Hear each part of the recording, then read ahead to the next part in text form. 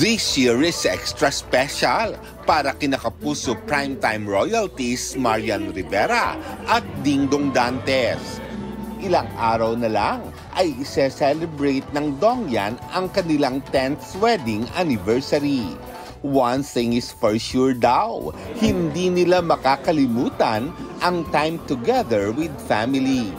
Konting reminiscing, tapos celebrate lang namin with family and close friends. Kaya 10 taon man yan o 20, ang mahalaga yung araw-araw naming pagsasama. So yun ang sineselebrate namin.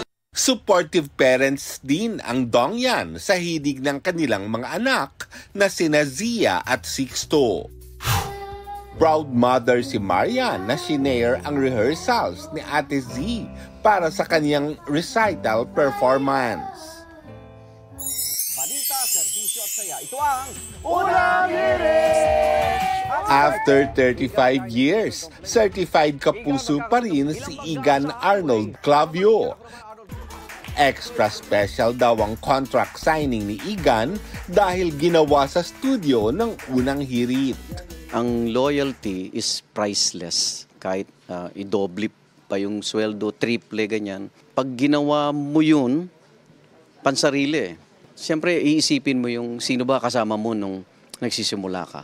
Dumalo sa contract signing sina GMA President and CEO Gilberto R. Duavit Jr., Executive Vice President and Chief Financial Officer Felipe S. Yalong, Public Affairs First Vice President Nessa Valdelion at Public Affairs Vice President Arlene Carnay.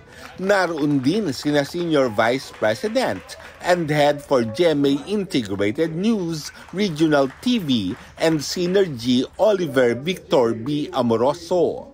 First Vice President for Radio Operations Glenn Aliona at iba pang GMA officers. Nagpaabot din ng pagbati kay Igan si GMA Network Chairman Attorney Felipe L. Gozon.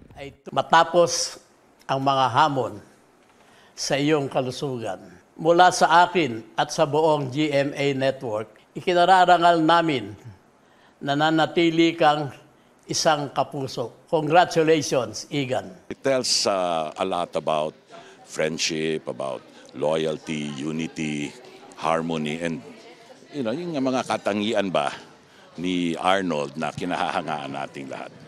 Lars Santiago nagbabalita para sa GMA Integrated News.